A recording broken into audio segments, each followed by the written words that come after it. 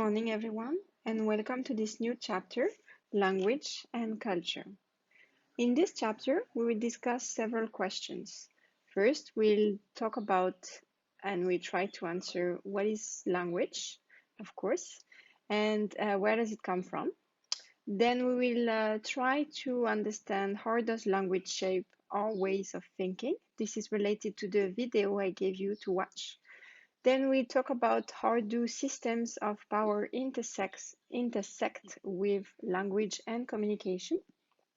We'll talk about the effects of globalization on language, or the effects also of the digital age and technology. How does it affect the way people communicate? This chapter is related to the subfield Anthropology and Linguistic. And we will start first with a broad definition of language. I just want to make sure that everybody's on track and that we are all on the same page when it comes to defining language. So language. I'm sure if I would have asked you the question, what is language? Most of you would have the word communication in mind. And that's very true because indeed language, what is the main goal and purpose is to help us to communicate. So language is indeed a system of communication. Something that people usually don't realize is that language uses symbols. So what do I mean by symbols when it's related to language? I mean words, sounds, or gestures, body language. And those symbols are organized in a specific way according to certain rules. That's what we call grammar, or that's what we call syntax in linguistics. The order of words in a sentence, for instance. And the purpose is, of course, to convey any kind of information. It could be a very basic information. I'm hungry, I'm cold, I'm fine. Or it could be something very abstract and something that is not necessarily tangible. So this is the broad definition of language. Language is a system of communication that uses symbols organized according to certain rules to convey any kind of information. Now you probably know that, but there are approximately 7,000 languages spoken across the globe. This number varies depending on the definition that linguists give to a language. For instance, some linguists would say that Moroccan Arabic is a specific language in its own, and other linguists would argue that Arabic is one language and Moroccan Arabic is a dialect derived from Arabic, right? So depending on the definition that is given, and also depending on how to define what is a dialect and what is a language, we will talk about dialects a little bit later on in this chapter, then the number vary, and it's between 6,000 and 7,000, but roughly let's say that it's 7,000. So those languages are very much important. And let's now look at why is language important. There are many reasons, and by the way, this is not an exhaustive list of reasons. But when it comes to language and anthropology, we can say that language is important first because it provides a means by which customs, norms, behaviors, and other important information related to culture can be passed on between people and can be transmitted from one generation to the other. So this is one of the main reasons. Then it allows the communication of complex and abstract concepts. For instance, if I tell you freedom, liberty, it's not something that is touchable, right? Freedom is something that is abstract, untouchable. However, you all have a sense, an idea of what is freedom. Maybe because you have experienced it, maybe because you have read about it, even though some philosophers would argue that freedom doesn't exist. but that's not the debate here. Freedom is something that us humans, we are able to grasp, to understand somehow because of this word, because we have this ability um, to think abstract ideas using language. Now, another important reason is that the process of language acquisition forms the way we think. So here, if you remember the video you watched, it means basically that the language is related to the culture, and language or languages that we have learned growing up since we're a kid, becoming an adult, will then shape the way we conceive the world. It will shape the reality we live in. So it's also important to study that if we want to understand the culture. And of course, it is also the vehicle of culture. In order to transmit culture, we need language. This one is related to the first argument. And finally, language is considered as one of the survival mechanism. So here it means that us, Homo sapiens, our species, is the only one, apparently, who has this ability to speak using complex sounds. So with our vocal cords, our lips, our tongue, we are able to produce some very complex sounds that allow us to speak with language. So here are some of the reasons. Now let's look at a map here. In this map, as you can see, it shows the linguistic diversity across the globe. So how is it spread? Languages, I mean. And you can see by just looking at this map very quickly that there are two continents that have the highest linguistic diversity. First, Africa, of course. So it's where we found the highest number of languages per inhabitant. So you can see that in West Africa, for example, Nigeria, Benin, Togo, Senegal, and so on. Central Africa as well, Congo, Angola, Kenya, Tanzania, and then South Africa. There are many languages that are spoken there. And then in Asia as well, Southeast Asia, especially Papua New Guinea that we talked about, there are approximately 800 languages that are spoken in PNG, Papua New Guinea. So it's a lot, and especially considering the fact that the population is only 4 million. Indonesia as well, as you can see here on the map, and Pakistan also. On the contrary, it's interesting to see that Western countries, US, Canada, Australia, New Zealand, European countries, they have less languages spoken there. So if you remember what we said about globalization, that we live in a one single economic market, it's interesting to see that the world tends to reduce somehow, and the number of languages is decreasing considerably. So this is something we should all be aware of, and this is something we should all pay attention to. We have to maintain a high linguistic diversity if we want to also maintain lively cultures. Now, very quickly, I just wanted to give you an idea of when language appeared. So this is, of course, an estimation because it is actually difficult to tell exactly when modern language started.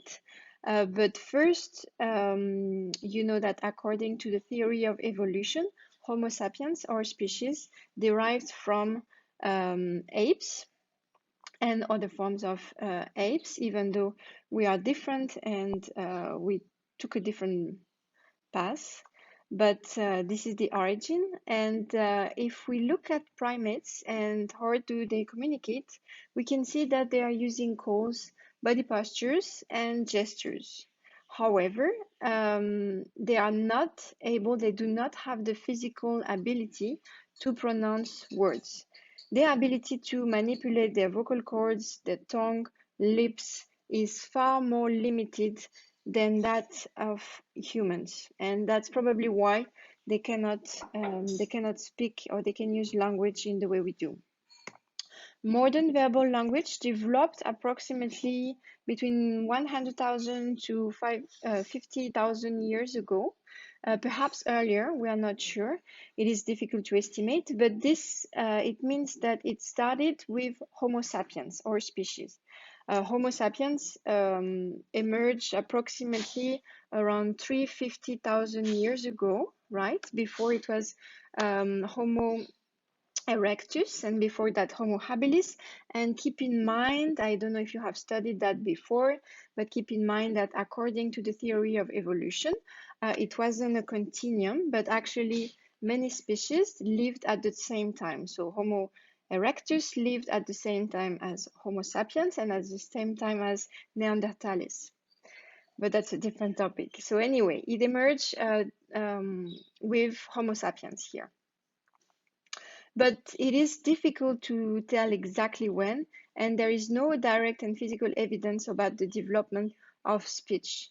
So it is something that researchers are still looking at.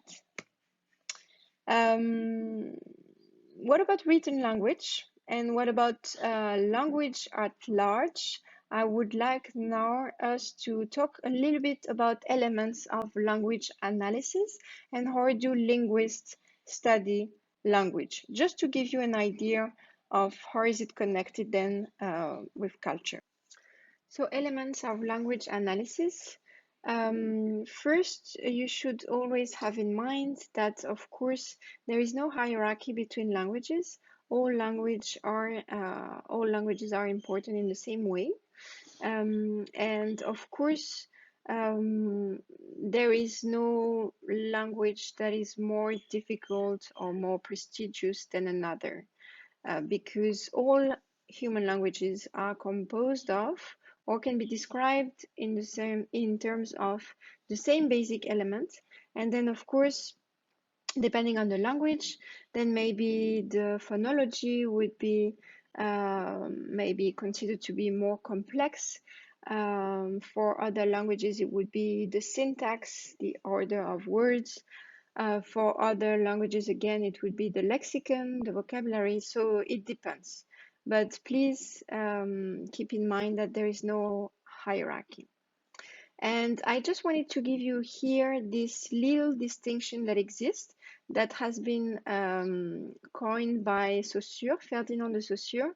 So he's a Swiss linguist. He lived at the beginning of the 20th century, and he's the one who made that basic distinction that is still used by linguists nowadays, and also by anthropologists somehow. And this distinction is here, it's between the signifier, what he called the signifier, and the signified. So what do I mean here? So the signifier is the linguistic expression of something. So it could be, sound, word, the word written as well, and the word pronounced, okay? And the signified is the image that comes to your mind when these words, when those sounds are pronounced. So if we take the example here of the image on the slide, apple. So if I say apple, okay, someone that doesn't speak English won't understand exactly what is it. But you who are English speaker, if I tell you apple, A-P-P-L-E, right? So this is the signifier, A-P-P-L-E, apple, the sound apple. And the signified, what will come to your mind when I pronounce this word apple. So it could be the fruit, but it could also be, for example, the brand. So you can think of, I don't know, computer or iPhone or things that are related to the brand. Or it could be as well maybe New York City, that is called also the Big Apple. It could be anything, all right? So, and this is the signified. And it works with all languages. For example, in my mother tongue, French, if I say the same thing in French, pomme, P-O-M-M-E, right? This is the signifier. And then what will come to people's mind when I pronounce it, the mental concept is the signified. I hope that distinction is clear, and it shows that language uses symbols. Remember, I told you that. Let's go back to the definition of symbols that we studied already on the chapter 4 when we discussed culture. So symbols, you remember, a symbol is something which is used to represent something else. Usually it's a much more complex concept, but not necessarily. And it could be anything, so it is arbitrary. So here, symbols are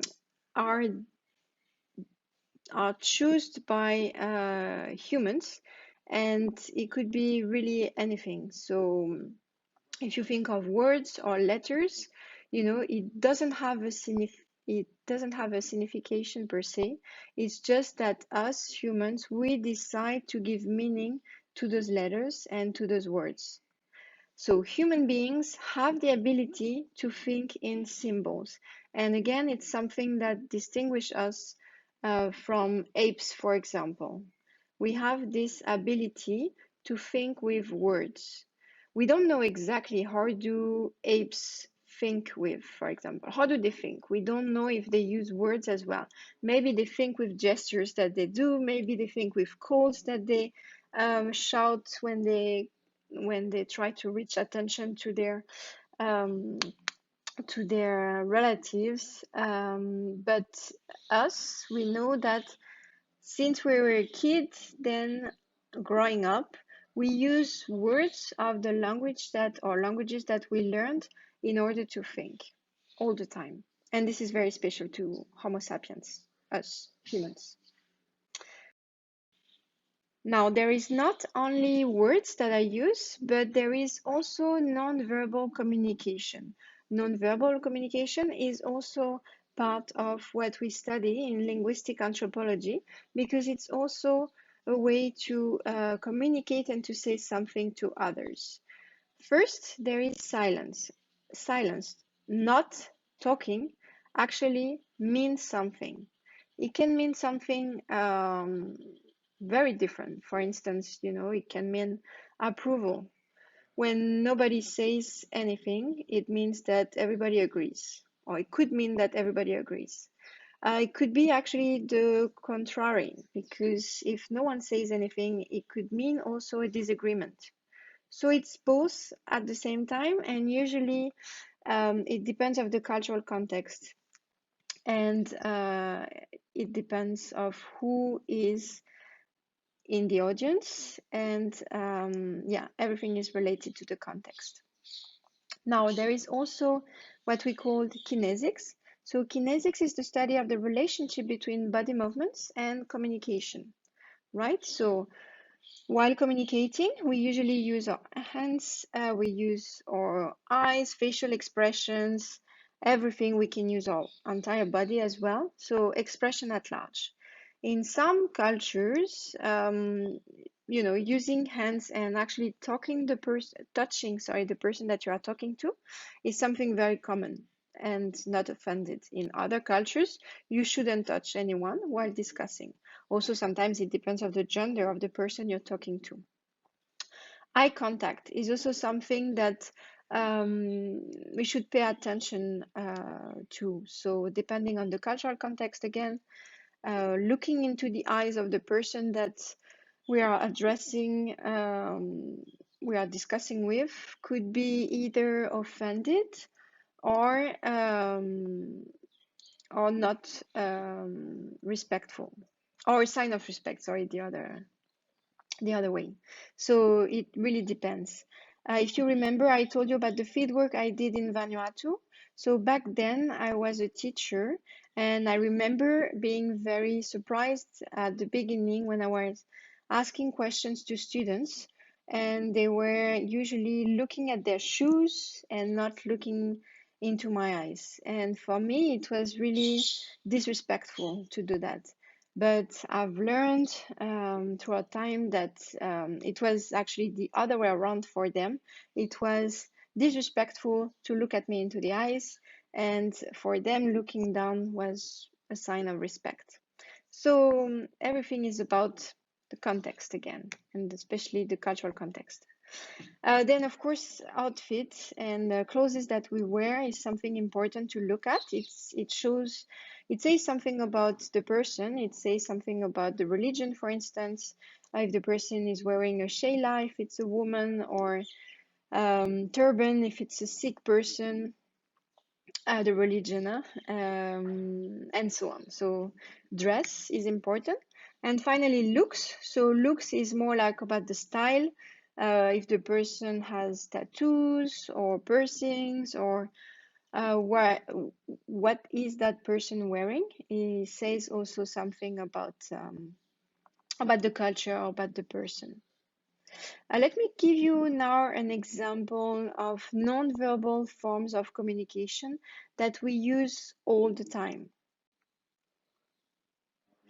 It's emojis. Emojis is now used pretty much everywhere across the globe, and emoticons here appeared approximately 2 decades ago, so about 20 years ago.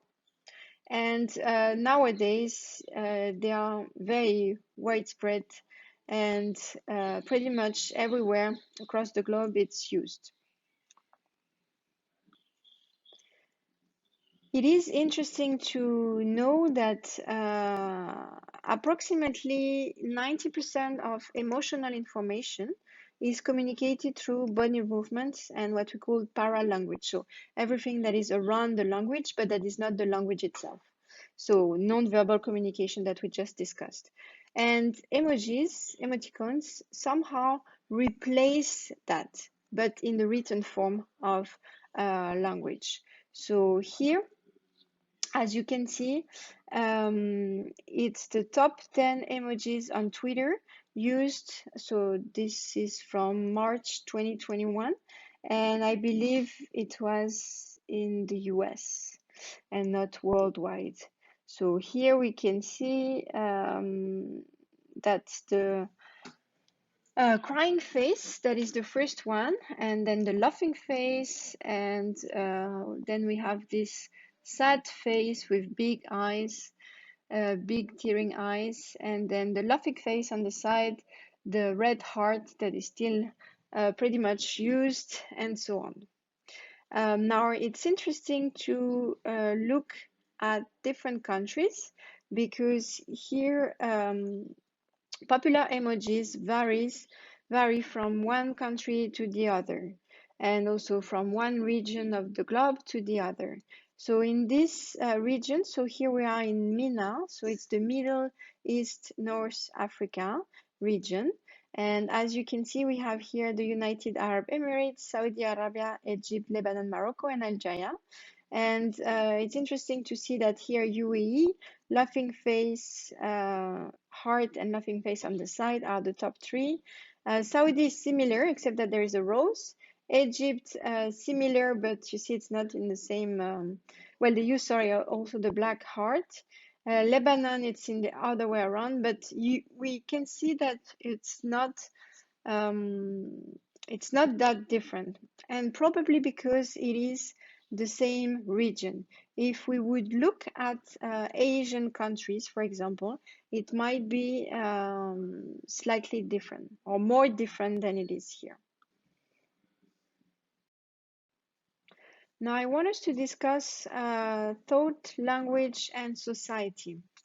So this is directly related to the video I asked you to watch. I hope you had a chance to watch it. This TEDx video for me is very interesting and revealing of the power of language and why is important for anthropologists to look at language. Remember that I did my PhD on this topic, so for me it's a very important part of our culture. And here, what she described in the video is actually based on a hypothesis that is called Sapir-Whorf hypothesis. She mentioned that, by the way, that this debate about how does language shape the way we think has been discussed since now for decades, right? Since 50 years almost now. Those two people, so it's actually two people, Edward Sapir and Worf, I forgot his first name. They were Boas students, remember? Franz Boas, the one who created diffusionism and historical particularism.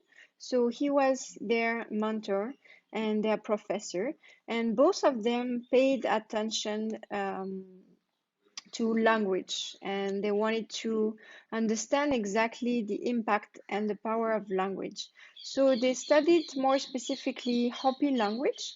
Hopi language is a Native American language, and based on their observation, they came up with that hypothesis theory, saying that language determines how we see the world and behavior. And they basically thought that reality is filtered through language categories. So language, yeah, shapes the way we think and gives us a specific reality. For instance, the example that is given by Worf, so based on his study on the Hopi language, is that it's about verb tenses. And for instance, in the Hopi language, expressing past, present, and future is different. So the Hopi language combines past and present into one.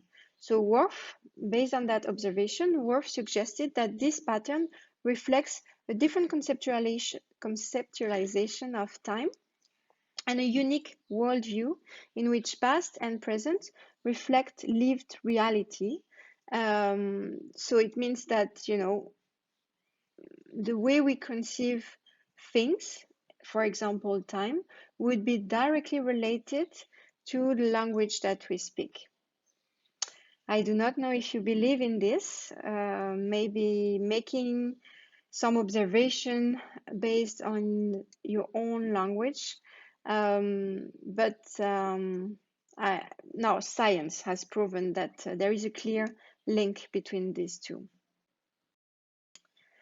All right, the chapter is soon over. I just wanted to let you know here what a dialect is, and I wanted to make the distinction with language.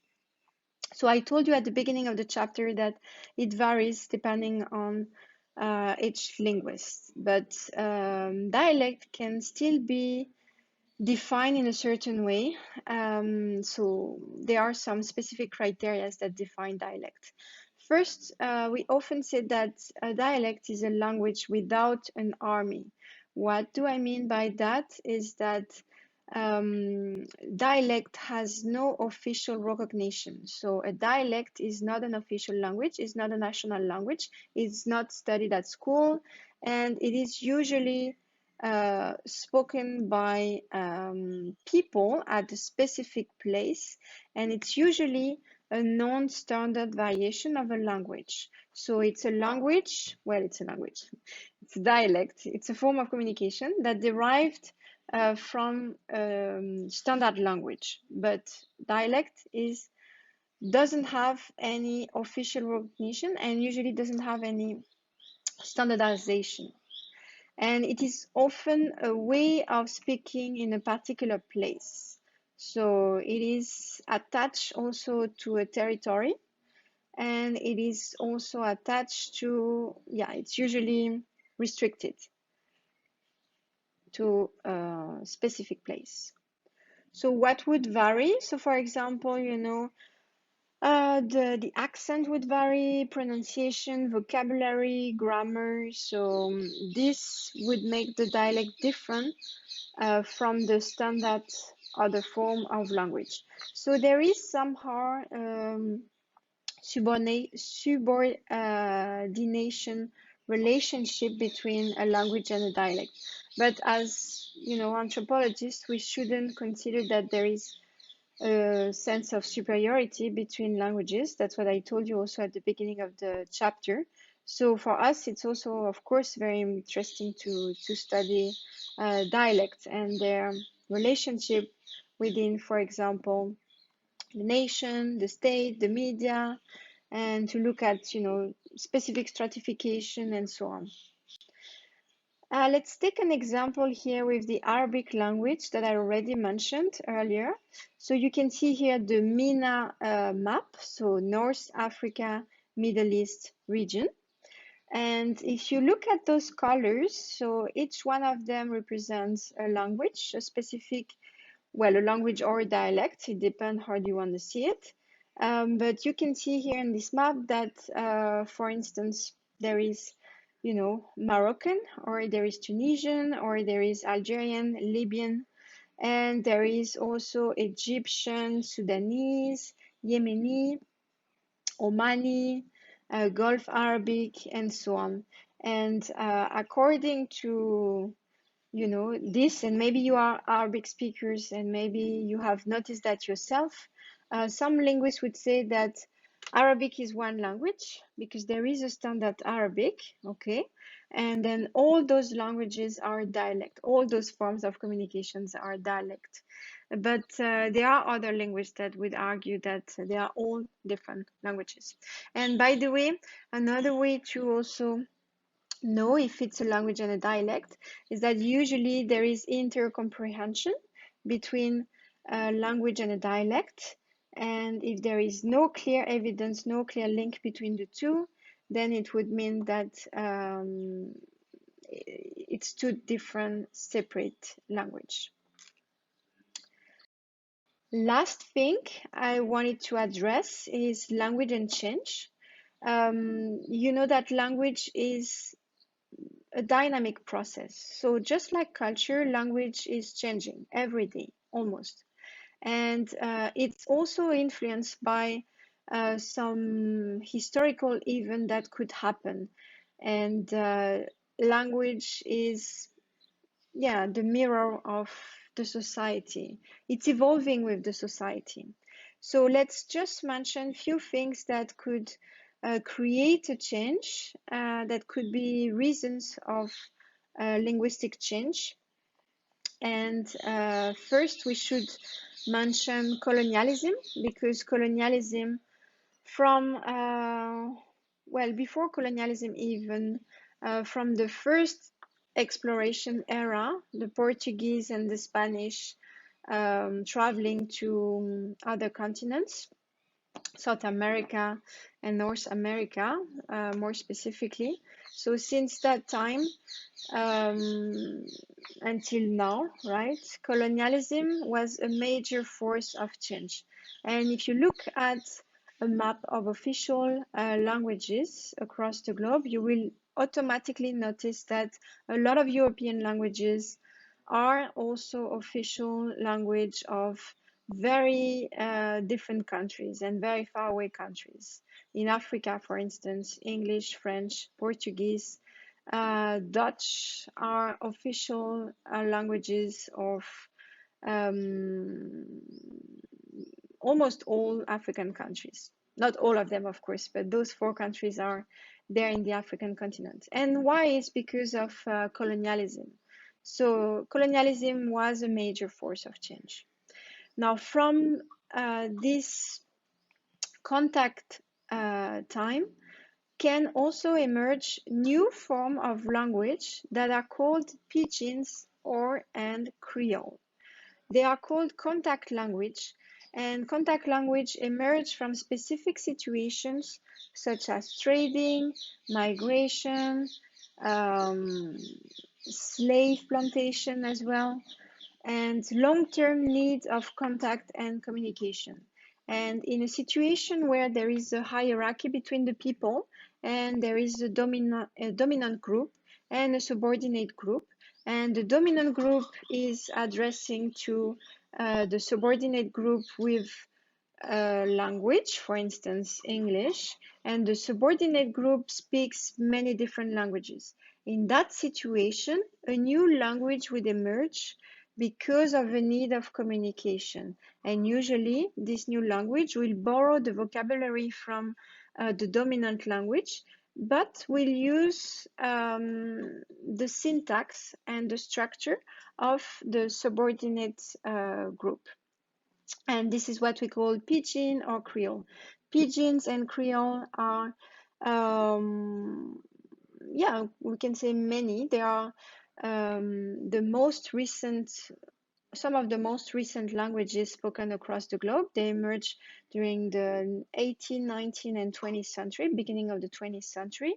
And the difference between the two, so Pidgin is a second, third, fourth, or fifth language spoken by the people, where the Creole became the first language. So it means that the parents would communicate in Creole to their children, and they tend to give up on their own local vernacular language.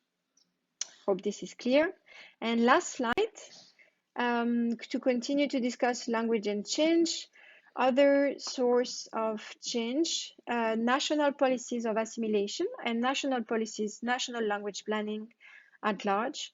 If you think of Soviet Union, you know Soviet Union, that was imposed by what is now Russia to many neighbors countries. So right now, many of those countries, they still have Russian as an official language, and they still learn Russian at school, and Russian is still very important in the media and in the environment, linguistic environment. If you think also of what is called the English-only movement in the US, so it's against Hispanic people or Hispanic speakers, because more and more, due to the immigration coming from South America and Central America, there is a lot of English speakers in the US, and there are now some English-only movement that claim that English should remain one of the first main language spoken in, or the first main language spoken in the US. And lastly, language also change based on the gender of a person or the age group. So if you think of slang, for example, slang emerge usually in younger groups. So it's a way for youngest to differentiate themselves from elder groups. And here it's also related to social class, because it could also emerge in some specific areas, and it could be also related to a certain neighborhood, it could be related to an urban context, and so on. What we call street language. So also there are other factors such as gender, class, and age that can play a role in the change of a language. Now let me end the chapter with a large, broad question. I just would like you to think about it for the next chapter. Do you believe men and women speak differently? You will tell me. It's something that we'll discuss in the chapter on gender. So just for you to try to reflect on yourself and think about it. Do men and women speak differently or not? I guess it depends on your culture as well. Thank you so much for your attention. I hope it wasn't too long. I wish you a very nice weekend, and I will see you very soon.